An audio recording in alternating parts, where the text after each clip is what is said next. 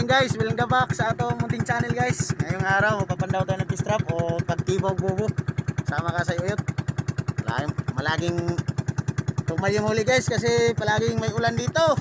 Lakas yung ulan, so malaki yung alon. Malabo pa tubig. Tabayan kami guys, sana marami tayong huli. Hindi, buga pre. Butog yung tungol ko to. Siya nga, uy. Ha? Ay, rirata raw. Na, buto ng tungol. Ito na? Suno guys. Buto ng tungol. Niya, naglangoy-langoy na gani. Oh. Mandiyan sa video galing. Tumungan, maya-maya. Nubig mo na pre. Yan pre. Binugkuan.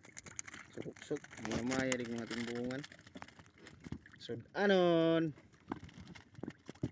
salbar na kalami na kilawan nung yung pag-uli, kilawan ko na kayo bungan, matamis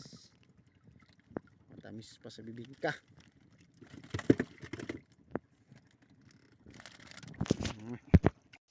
Guys, ngayon pag-recover sa suno guys, injeksyon na ng hasang, tapos ikuan ng mata, tapos loko ng tungol para mabalik ang iyang hangin nga nakapundos yung hasang. Ano si Krito dia guys, pang isa guys, kaya puntos loko ng iyang pusod para magawas ang hangin kana pa oh.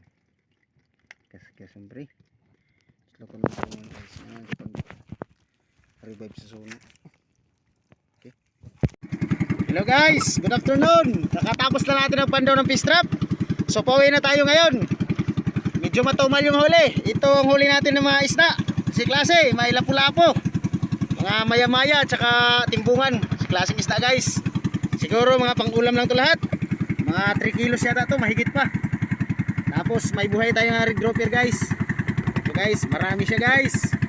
Ito, maraming buhay yung red grouper. 6 na piraso pero maliliit. Ilan lang yung malaki. Tapos mga ordinary yung grouper ang kasama. Pang ano natin sa kids. Papalaki natin.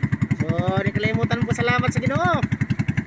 Sa mahal na Panginoon, thank you Lord sa blessing at sa biyaya sa araw-araw. At lalo na sa inyo guys, don't forget to support my YouTube channel and subscribe. Hanggang dito na lang tayo guys. Ingat kayo lagi and God bless. Bye bye, see you again in my next video.